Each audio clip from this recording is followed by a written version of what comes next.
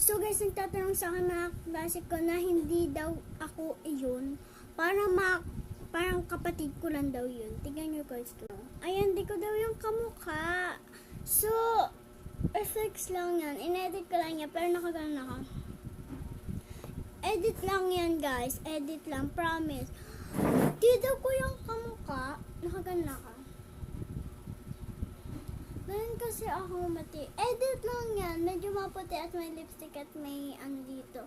Makakala nyo lang, may ganyan lang yan at nagpulbo ko ha. Nakaganon talaga siya.